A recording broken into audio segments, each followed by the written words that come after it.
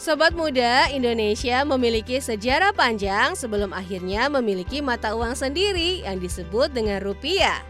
Bahkan jauh sebelum Indonesia berdiri, saat masih disebut sebagai Nusantara, masyarakat sudah mengenal kata rupiah atau rupiah yang berarti perak.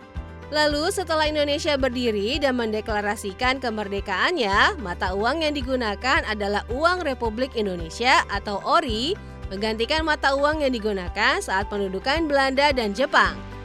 Hingga akhirnya mata uang rupiah resmi ditetapkan sebagai mata uang kebangsaan Indonesia pada tahun 1949. Lalu bagaimana perkembangan rupiah?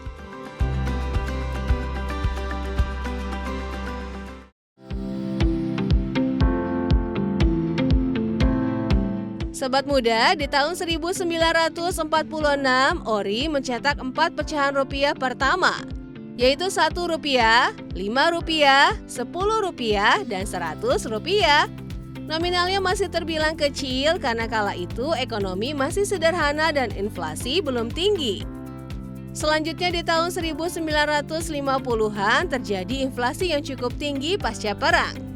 Kondisi politik yang tidak stabil dan negara membutuhkan biaya pembangunan yang besar, sehingga pecahan Rp1.000 diterbitkan sebagai pecahan terbesar.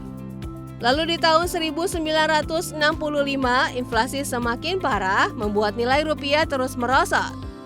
Pemerintah pun melakukan redenominasi dengan menerbitkan rupiah baru dengan nilai Rp1 baru sama dengan Rp1.000 lama.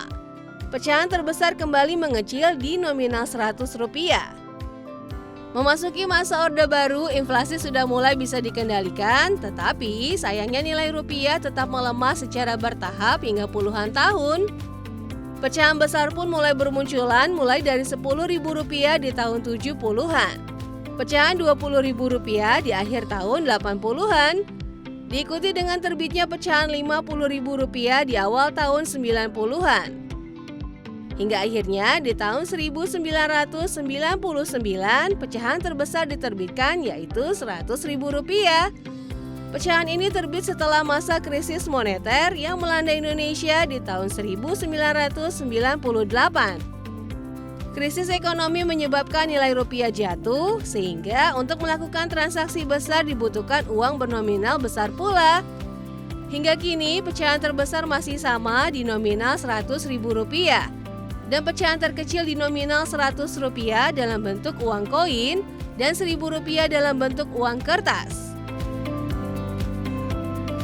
Sobat muda, tahun 2025 rencana redenominasi rupiah kembali dicetuskan dan secara resmi dimasukkan dalam program strategis Kementerian Keuangan Republik Indonesia. Pemerintah akan menyusun rencana undang-undang tentang perubahan harga rupiah atau redenominasi dengan target penyelesaian di tahun 2027. Redenominasi berarti menghilangkan beberapa angka nol dari nominal mata uang tanpa mengubah daya beli. Contohnya, nominal Rp1.000 menjadi Rp1, Rp20.000 menjadi Rp20, dan Rp100.000 menjadi Rp100. Nah, jika redenominasi rampung dilakukan, pecahan terbesar rupiah akan menjadi Rp100. Pecahan yang sama seperti saat rupiah pertama kali diterbitkan, sobat muda. Perubahan nilai rupiah ini tentunya memerlukan waktu transisi untuk sosialisasi hingga edukasi kepada masyarakat.